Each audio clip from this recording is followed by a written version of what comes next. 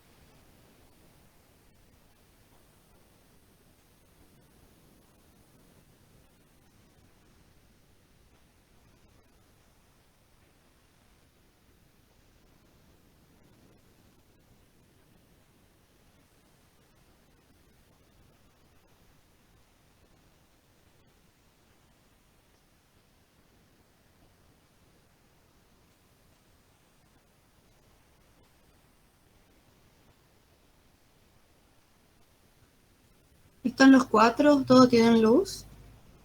¿Federico está? ¿Tienes luz? Acá estoy, algo agitado. Perfecto. ¿Claudia? Sí, hasta ahora no le chusen, ojalá. Ahora sí. Sí, no digas nada, conectadas por ahora. Sí, conectadas. No pregunto más por las dudas. Comenzamos entonces. Buenas tardes de nuevo. Buenas tardes. Vamos a continuar con la arquitectura colonial que dejamos la clase pasada. Mejor dicho, vamos a empezar con la arquitectura colonial. Habíamos dicho que entre las herramientas, los instrumentos que usó tanto la corona española como la portuguesa para avanzar sobre el territorio, conquistarlo, colonizarlo y transformarlo en un territorio anexo al territorio peninsular, usaron el sistema administrativo, la religión y el idioma. Justamente la religión y la administración son los que más se refieren a la arquitectura. Por eso en las tipologías que les proponemos estudiar están las residenciales, las religiosas, las civiles y las productivas. Vamos a comenzar por uno de estos instrumentos que utilizaron españoles y portugueses para ocupar el territorio, las tipologías civiles.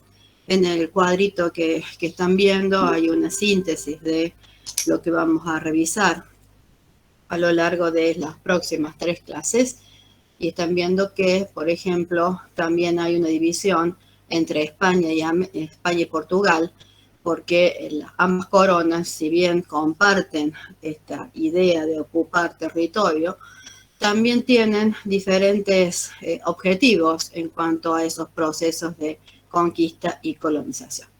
Nos vamos a dedicar ahora, en esta primera tanda, a las tipologías civiles, cabildos, ayuntamientos, postas, palacios de gobierno, capitanías generales, que en el caso de los cabildos y ayuntamientos son civilares, están destinados a la organización de la ciudad.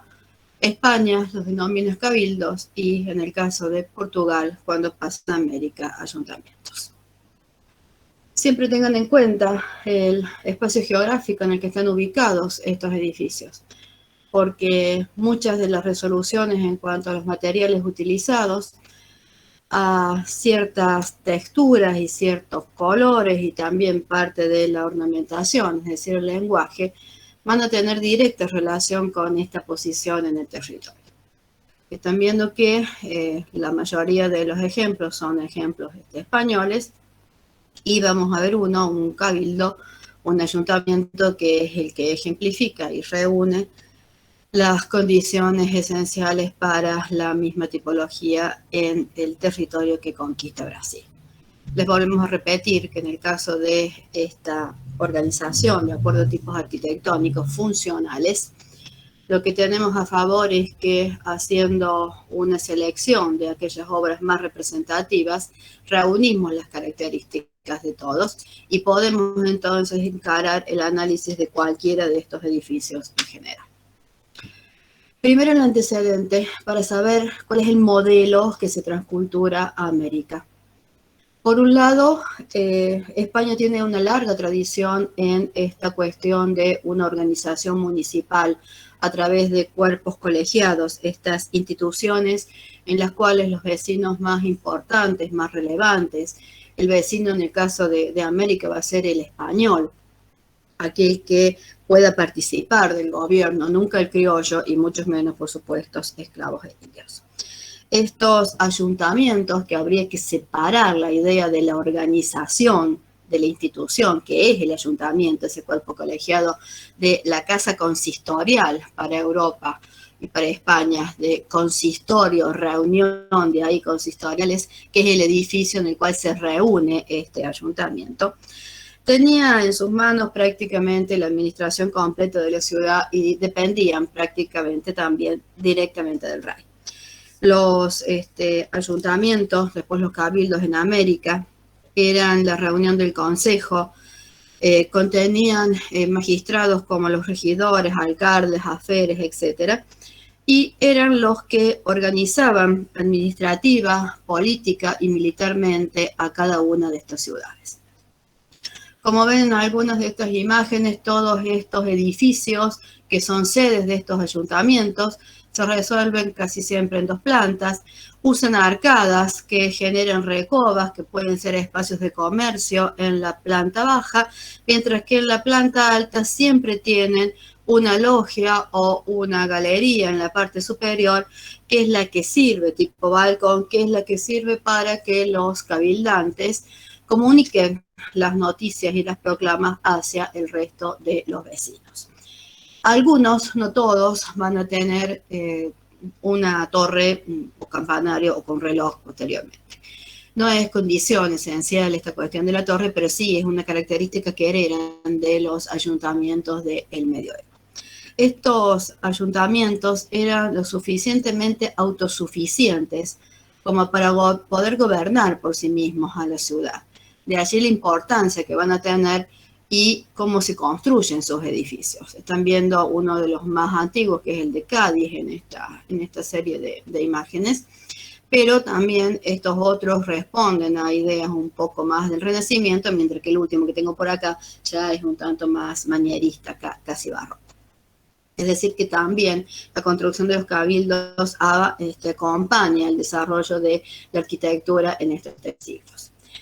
Mientras que en la tira que me queda del otro lado aparece la Casa de Contratación. Esta institución que habíamos dicho controlaba junto con el Consejo de Indias, que era algo así como un ministerio que se ocupaba de los asuntos de las Indias occidentales, del comercio entre América y España.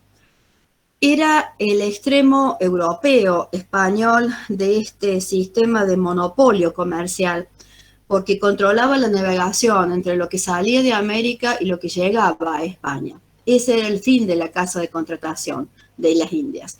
Primero ubicada en Sevilla, que es la que tienen ahora en pantalla, y después ubicada en Cádiz. Ambas ciudades, puertos puertos que estaban más en relación con los ríos por ahí que con el mar.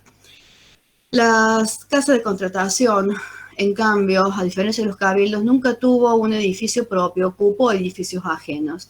Este edificio que les estoy señalando, este es el edificio de la Casa de Contratación, es un edificio que incluso tiene influencia árabe y que después tiene en su resolución, el dibujito que tienen arriba, algún elemento ya que corresponde a la arquitectura española.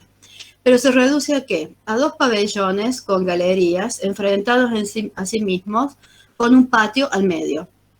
En los pabellones tengo las oficinas y la mayoría o la mayor parte de las actividades, los intercambios, etcétera, y el comercio solía darse directamente en el patio. También las casas de contratación tenían que tener espacios para guardar las mercaderías por ahí un cierto tiempo mientras se cargaban. Por eso estaban en conexión con otros espacios para ese fin. Siendo estos entonces los antecedentes, pasemos al territorio americano. La primera tipología que vamos a ver son los palacios de los capitanes generales. También los virreinatos tenían palacios para sus virreyes en las capitales. Sin embargo, estos palacios o desaparecieron o fueron sustituidos por el ¿Qué es eso? significado. ¿Cómo? ¿Pero Nada. qué es? Sí, ¿qué pasa? ¿Qué pasa? ¿Sigo? María Belén, ¿preguntaste algo? Perdón. No los veo yo. ¿Ya está? ¿Sigo?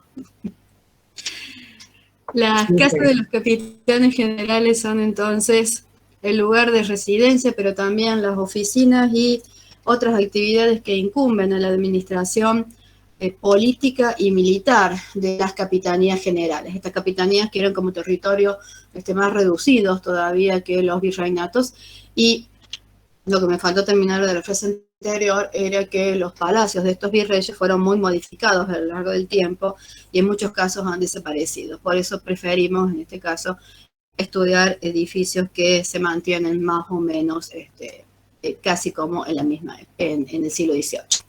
El edificio que ahora tiene en pantalla es efectivamente del siglo XVIII. Tiene algunos antecedentes antes de la construcción definitiva de esta casa de los capitanes generales en La Habana. Y los espacios internos resuelven usos como oficinas administrativas, salones de recepción, la propia vivienda del capitán general, que era un puesto militar, comercios y escribanías que podían ser privadas, se alquilaban esas dependencias porque tenían una vinculación directa con la actividad del palacio en sí. El palacio en sí ocupa una manzana completa. ¿Cuál es la modificación o cuál es lo que se mantiene exactamente igual al modelo que señalé en el caso europeo?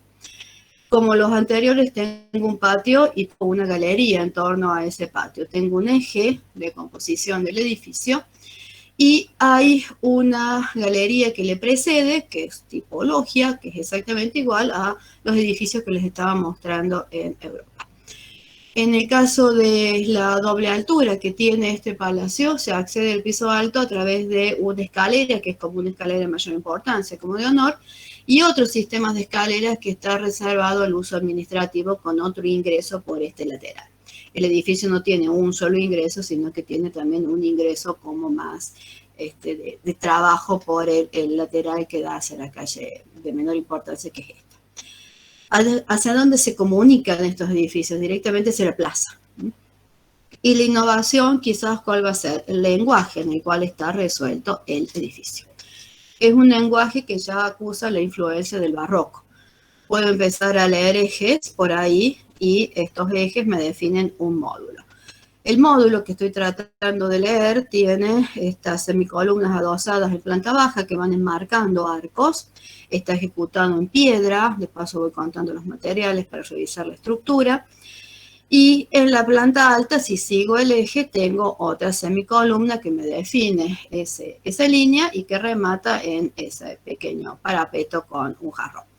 Pero cuando voy a revisar el otro, en cambio, la línea superior, la materialización de esa línea desaparece y me queda como un elemento tipo mensura colgando. Esta otra es similar a esta y así voy alternando. De tal forma que, si bien puedo definir un módulo acá, puedo definir también un módulo mayor. Por eso que eso también acusa cierta influencia manierista como de indefinición, sumado a este límite también indefinido en la parte superior del conjunto. Pero la ornamentación me indica esta influencia barroca. Hay un juego de líneas mixtilíneas sobre cada una de las ventanas. Las ventanas tienen resolución en vidrios que son coloridos y que le dan una luz interior importante y diversa el edificio, y también la portada. Esta portada que marca el eje del bloque, la portada está del otro lado, esta es la fachada posterior, y están viendo que todo el módulo que mencioné recién da la vuelta al edificio y genera directamente el lenguaje. Este remate sobre el eje principal lo voy a volver a tener en el ingreso, lo van a ver después, de tal modo que marca que ese es el ingreso jerarquizado de todo el conjunto. El patio va a ser el espacio más significativo de todo el edificio. Este patio además tiene incorporación de vegetación, lo que me indica también la región en la que estoy ubicando el edificio. Si se acercan más a los materiales, esto está resuelto a partir de una piedra que tiene mucha incorporación del lugar, obviamente, que tiene mucha incorporación de caparazones, de caracolitos, lo que les hace hacer muy porosa y absorber mucha humedad en un clima que de por sí tiene mucha humedad. El mismo recurso de ese elemento que va como colgando, lo van a ver aparecer en los arcos también del patio principal, a patio que se resuelve a partir de arcadas en planta baja y en planta alta. Tiene un aire muy renacentista el patio interior de la Casa de los Capitanes Generales de la Habana. Y la cubierta, tanto en planta baja como en planta alta, está resuelta a partir del uso de madera. Madera también es lo que cubre la logia de ingreso, la galería de ingreso que les señalé antes, y el piso también tiene una especie de interrugado en madera. De tal forma que la madera integra una parte importante del sistema constructivo de este edificio. Revisamos el tipo, revisamos el lenguaje, la estructura y el espacio. De la misma forma, este otro que comparte la misma tipología, el Palacio de los Capitanes Generales o el Real Palacio, porque Guatemala pasa a ser de una capitanía general, igual que Cuba, a un reino, el reino de Guatemala, y esta es la capital. Ocupa otra vez una unidad urbana completa que de nuevo está al frente de la plaza.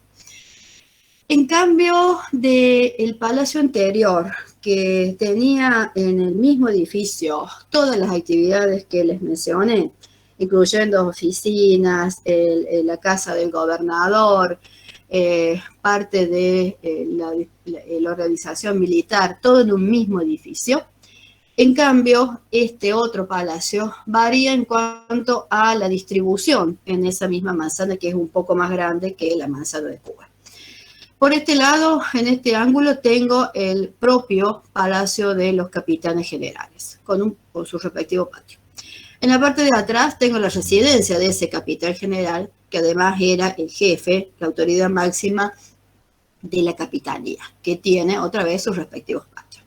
Acá en medio me queda la cárcel, porque también al principio tenía funciones de ayuntamiento, después el ayuntamiento se muda. Este espacio que me queda acá en medio está destinado a caballerizas, dado que el caballo era el medio de movimiento, de locomoción en esta época. Y en este sector tengo la residencia del presidente, el director de la Casa de Moneda, que se desarrolla en la parte posterior. Y prácticamente todas las funciones administrativas entonces se resuelven dentro de la misma manzana. He señalado los patios ahí en amarillo y lo que unifica todo el conjunto. Este edificio tiene varias épocas de construcción. Acá hay muchos sismos, recuerden, y ese sismo destruye varias veces el edificio hasta que uno de los capitanes generales, ya hacia mediados del siglo XVIII, pide definir la fachada en forma completa y uniforme para todo el conjunto. Por eso ustedes ven una unidad en el lenguaje de la fachada que tiene un eje de composición por ahí, que es este que tengo acá en el dibujito del medio, mientras que hay otros dos ejes laterales, ahí siempre señalado por los remates en la parte superior, que les van indicando por un lado la presencia del Palacio de los Capitanes de este lado y por el otro lado la presencia de la Casa de la Moneda, unidos todos bajo el poder del rey de España. Los respectivos escudos que van apareciendo en esos remates van indicando esa forma de trabajo, esa forma de organización política. Planta alta y planta baja está resuelta la recoba que tienen en pantalla a partir de bóvedas que van resolviendo cada uno de los tramos. Están viendo también que no están utilizando columnas esbeltas como la del edificio anterior.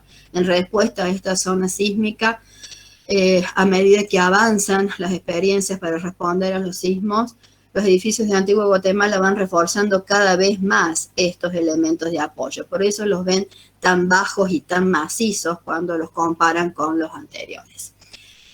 El sistema también de cubrir con entrepisos de madera y cubiertas superiores de madera es lo que resuelve el resto de los espacios del conjunto. En planta baja, ahí ven la recoba que se resuelve casi a partir del uso de una bóveda que parece un cañón corrido, mientras que la de planta alta tiene, además de bóvedas, parte de una cubierta con madera. Y si miro el patio, este es uno de los patios principales, el que corresponde al Palacio de los Capitanes Generales. El uso de la madera es lo que más van a encontrar. La madera es liviana, la madera es fácil de trabajar. Este elemento derecho, el pie derecho, es lo que resuelve el esfuerzo vertical, mientras que la distribución la asegura este otro elemento que se llama zapata. Y en esa zapata es donde van a encontrar la ornamentación. En el cortecito van viendo los entrepisos con madera y también la cubierta final a par y nudillo en las tijeras que resuelve la planta alta. En los lugares en donde puede aparecer un espacio con mayor jerarquía suelen ser las escaleras. Les mencioné la escalera del Palacio Anterior. Esta que tengo acá en particular está cubierta con una cupulita, con una linterna que le permite el ingreso de luz.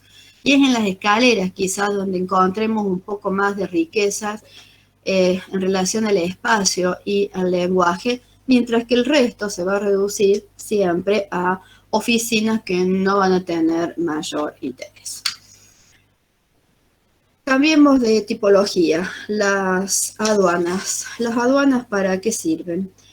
Las aduanas son el otro extremo de ese sistema de monopolio, el extremo que está del lado americano. La aduana controla qué se exporta y qué se importa, qué entra y qué sale. La aduana también es un espacio que tiene que servir de almacén y es a su vez una oficina fiscal. Controla todos los impuestos sobre lo que se comercia. De acá salía la mayor cantidad de dinero que podía recaudar la corona española, por ejemplo. Hay muchas aduanas otra vez, quizás no tantas porque los sistemas comerciales de puerto a puerto, entre los puertos americanos y el único puerto que era Cádiz o Sevilla, estaba muy controlado. La que ha quedado en mejores condiciones como un edificio original es esta aduana o la Real Contaduría de Portobelo en Panamá. Construida en el siglo XVII, hacia 1630, funcionó más de un siglo y medio hasta que la ciudad en la que está ubicada fue directamente barrida por los piratas. Si se fijan en la planta, acá tengo un rectángulo y en planta baja tengo galerías hacia ambos laterales que flanquean las oficinas que están al centro. Hay un paso tipo puente entre ambas galerías y en los extremos puedo tener o más oficinas o también las viviendas del encargado de la aduana, que era uno de los puestos de más jerarquía en la época de la colonia. Tengo escaleras en los extremos de una de las galerías. Esas escaleras me permiten acceder a la planta alta, y tienen de nuevo la galería. Y también me permiten ver casi los únicos elementos que voy a poder referenciar cuando analice el lenguaje. Ese sistema de columnas y arcos que tengo por acá, que es lo que resuelve ambas galerías en los laterales. En la foto ustedes van a ver que uno tiene madera y es porque un lateral del edificio se cayó y la restauración generó un mismo sistema de partición de módulos, pero no repitió la materialidad.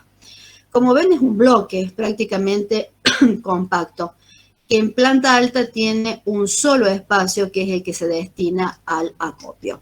Y no tiene mayor complejidad una aduana ni uno de estos sistemas, una de estas tipologías civiles. Suelen remitirse prácticamente al uso que tienen que resolver y si marcan alguna posición jerárquica lo hacen a través de sus portadas. Si tengo que analizar un poco más el lenguaje, acá tengo una imagen en donde la tengo más cerca. Están marcando mediante pilastras que están un poco subidas a esos basamentos que sobresalen del muro principal los dos arcos, estos dos, que son los que me indican este paso por debajo uniendo las dos galerías laterales. Después tengo una sucesión de 1, 2, 3, 4 arcos sobre columnas que rematan en dos paños ciegos que son los que cierran el edificio. Solamente esos tres elementos verticales es lo que sobresale y es lo que tiene algún rehundido que me puede dar una idea de un uso intencional de ornamentación. En la planta alta, la galería, es decir, este espacio que tengo acá, es exactamente igual al de abajo y me permite acceder al espacio principal. Espacio principal que, junto con la galería lateral, está cubierta con un mismo sistema de cabreada. Hay una sola cabreada a gran escala que cubre todo el edificio, como veían en el volumen, en el edificio, en la imagen anterior. Es un solo bloque, es un solo volumen y las actividades están repartidas en estos tres módulos que conforman la planta de la aduana. Aduanas, les dije, son las que estaban ubicadas en los extremos de cada una de estas rutas comerciales. Algunas de las que existieron las tienen en pantalla, solamente las que tienen por arriba, estas han sido construidas para aduana. Muchas veces la aduana, como en el caso de la aduana vieja de Buenos Aires, ocupaba una casa ya existente, como la casa de los Basavilbaso, que es esta que tengo acá. Las más antiguas son las de Colombia, esta, la de Santa Marta. Fíjense que también tiene balcón, también tiene dos niveles para oficinas y para acopio. La de Portobelo, que les acabo de describir, y ese sistema de arcadas también se repite, por ejemplo, en la aduana de Cartagena de Indias, la mayoría de ellas vinculadas directamente al mar, menos el Palacio de la Casa Real de Aduanas de Santiago de Chile, que está en la propia Santiago de Chile y que ya corresponde al último periodo. Fíjense que esta es de 1531 y esta ya es de 1805 y ya nos está mostrando, junto con el barroco, alguna influencia del primer neoclásico que va a corresponder al siglo XIX. El Cabildo es la institución principal dentro de las ciudades americanas, alejadas del poder de la corona geográficamente, se hicieron cada vez más autosuficientes. A su vez, los cabildos dependían casi exclusivamente del rey, sin pasar por algunos otros controles políticos que eran propios de los sistemas administrativos de las colonias. Es por eso que en ese tramo final que les mencionaba la clase pasada de las reformas borbónicas de Carlos III, lo que va a empezar a hacer este rey es a restringir todas esas libertades que tenían los cabildos, siendo una de esas quizás las causas que van a iniciar los movimientos independentistas de este lado del sistema colonial. El Cabildo de Salta, que tienen en pantalla, comparte con todos los otros cabildos del continente el ser sede de este cuerpo colegiado que era integrado por los vecinos españoles de la ciudad, que la primera condición que debían reunir era justamente eso, ser español. Ni el criollo ni ningún otro podía formar parte de ese cuerpo colegiado.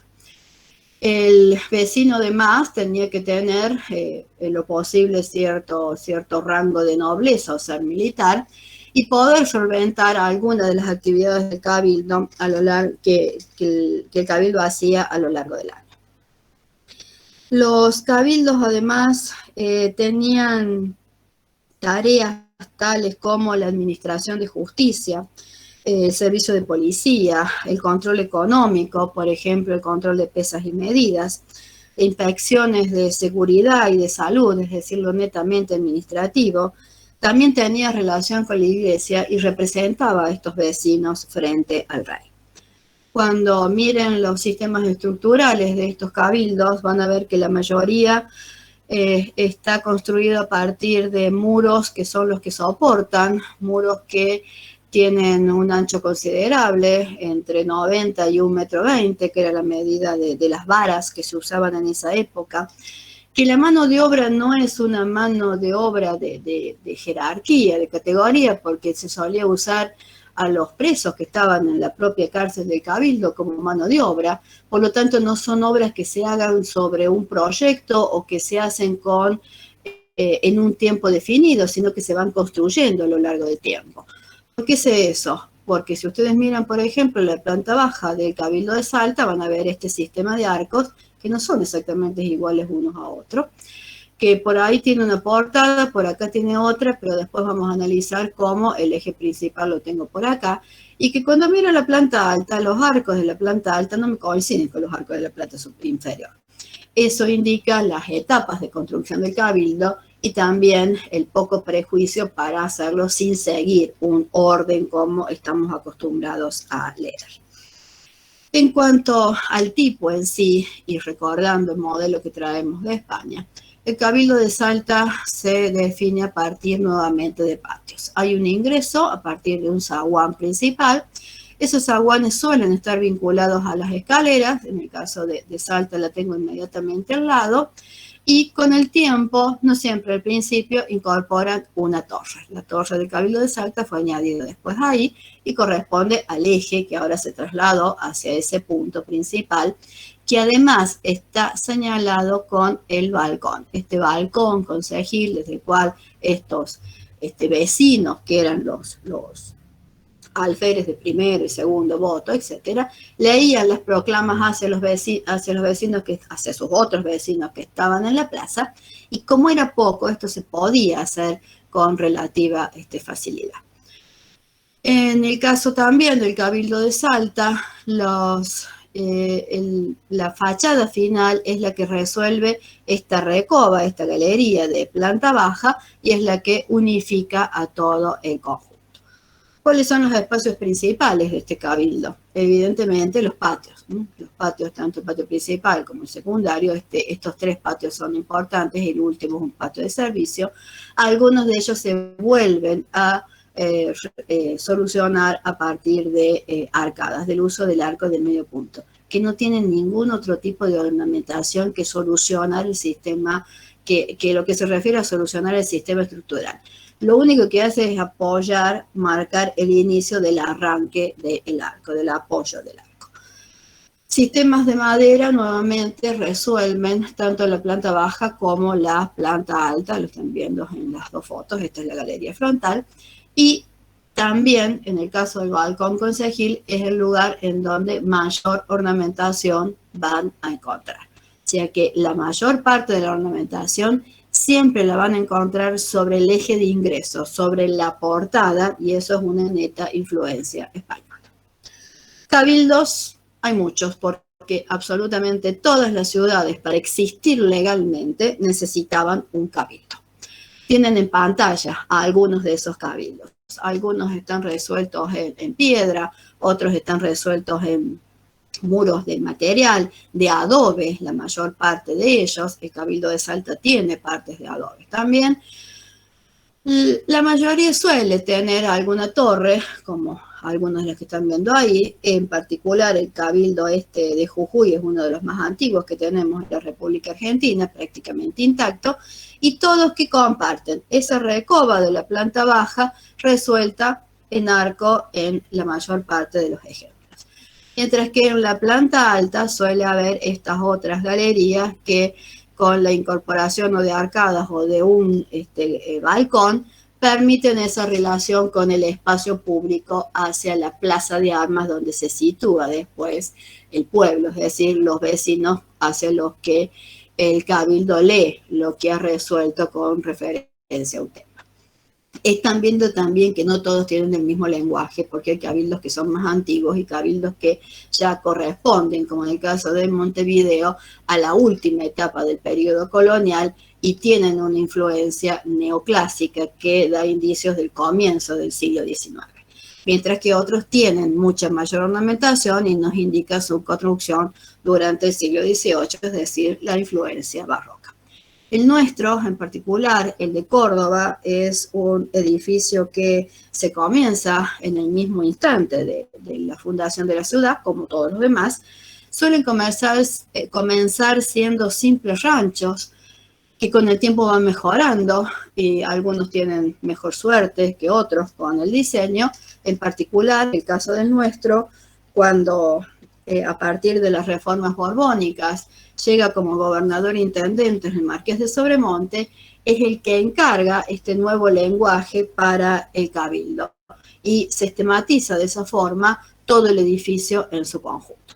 Por eso el cabildo nuestro tiene algunas influencias que pueden responder a un manierismo cuando voy leyendo cada uno de estos ejes y cómo se van separando en módulos, lo más liviano abajo, lo más pesado arriba, la indefinición de la última línea de cornisa, el uso de doble pilastras y la recoba como ese espacio de transición entre el interior y el exterior que comparten todos los edificios que responden a este tipo.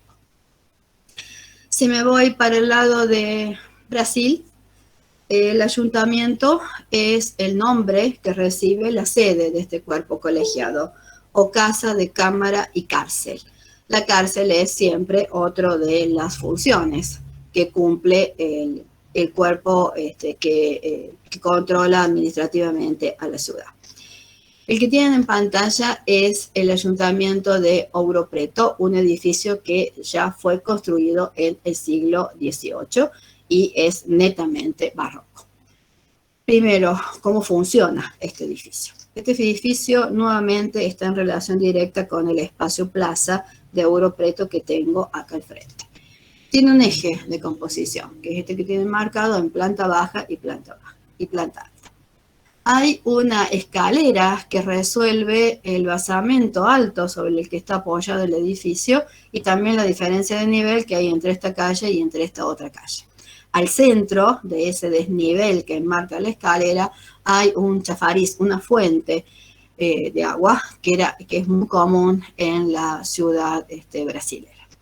Sobre ese eje de composición tengo un espacio tipo hall de ingreso que es el que distribuye el acceso al resto de los espacios que se van dando por sucesión en este rectángulo y que vincularse hacia el patio no es su posición o su idea de diseño principal. El patio es como un espacio de aire y luz que tengo acá al centro, que no tiene galería, que no tiene mayor interés que justamente ventilar e iluminar, y nada más. Sí tiene interés la escalera. La escalera tiene la primera rama de acceso en ese punto que les estoy señalando, y si me siguen el corte es este. Hay una pared que la está enmarcando y que es alta, y ahí tienen la foto. Esta es la rama que sube primero y queda enmarcada en esa pared que es alta. Llega al descanso, gira y en planta alta sube casi al modo imperial. De nuevo tengo el espacio de distribución y por ahí puedo acceder al resto de las salas y de las habitaciones. Como los anteriores, este edificio responde o en él funciona la administración de la ciudad y la cárcel de la ciudad. También es el que está encargado del control de los impuestos de la ciudad, que en el caso de la producción del oro eran significativas.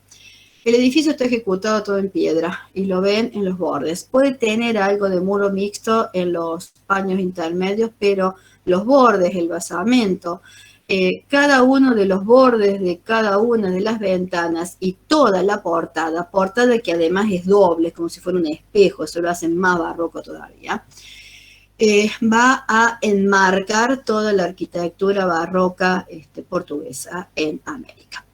De nuevo tengo ese balustre por allá arriba que me define el límite y también tengo las esculturas que van rompiendo ese límite y la torre sobre el eje de composición. La cubierta superior que están viendo en el corte se hace a partir de un sistema de madera, es decir, no tiene sistemas abovedados en los interiores, sino que todo ese sistema está resuelto con la incorporación de madera. El patio no tiene mayor atractivo que simplemente tener los aventanamientos para iluminación y ventilación. Y sí, es importante esta otra mirada para terminar de analizarlo, la relación entre el ayuntamiento, la escala del ayuntamiento y la plaza de la ciudad. Ahí se entiende entonces, en esta escala tan importante, cuál es la jerarquía de la tipología en relación a esa ciudad. Y ahí de arriba están viendo el espacio, que es como un hueco simplemente en el gran bloque que es el ayuntamiento, el desarrollo de la escalera, y el eje de composición que lo vincula hacia el espacio plaza. Cabildos como estos, de nuevo, hay muchos. El más representativo y el más importante fue el que analizamos. Podría seguir el de Mariana, que como ven tiene las mismas características. Si miro las plantitas suelen tener como 3 bloques, un desarrollo importante de las escaleras siempre parecen ser significativas y están como encajadas en esos pasillos con muros altos. Algunos, muy pocos, tienen recovas en las plantas bajas, los demás son como esos grandes bloques cerrados en donde el mayor interés está puesto en las ventanas. Parecen casas, de hecho son las casas de los ayuntamientos. Ventana, ventana, ventana, ventana, es lo que me va generando entonces el lenguaje de esta arquitectura portuguesa en América. La tipología educativa la podemos referir aparte de los edificios de primeras letras que construyeron los franciscanos que enseñaban estas primeras letras muchas veces en sus propios conventos, universidades que también son organizaciones dentro de las órdenes religiosas. Había otras que eran iniciativas de la corona acompañadas por la iglesia. Ese es el caso de la Real Pontificia Universidad de San Carlos Borromeo en Guatemala, que es la tercera de estas universidades dentro de Latinoamérica. Esta tipología educativa se reduce en este caso a un patio con galerías, otra vez el nuevo tipo, que está rodeada por aulas. Posteriormente, después de uno de esos terremotos, este edificio se usó también como espacio sagrado que sustituía la catedral que está exactamente acá al frente, y por eso acá aparece una capilla. De esta simplicidad del tipo, resuelto en piedra para los elementos de resistencia más importantes y después en adobe y piedra para el resto del muro, contrasta con el lenguaje que va a utilizar. Si ustedes ven las fachadas, que es lo que tengo acá, tengo un eje de composición y la mayor ornamentación la voy a encontrar en la portada. La mitad de la portada la tienen ahí.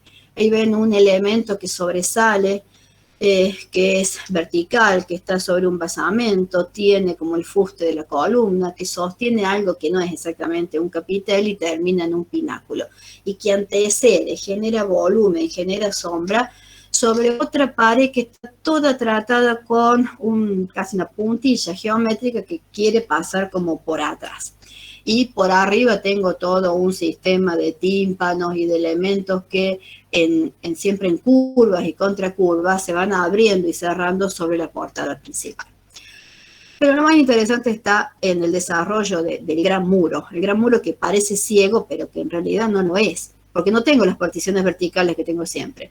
Tengo una cornisa pesada que remata la parte de arriba, que a su vez tiene una serie de pináculos que parecen marcar las líneas verticales, pero que solo tienen un elemento que va colgando y que no llega hasta el piso, que se va intercalando con estas ventanas de 8 lados, que a su vez son abocinadas, se meten para adentro, y también intercalan estos escudos que representan tanto a la corona como a los obispos que habían financiado la empresa universitaria.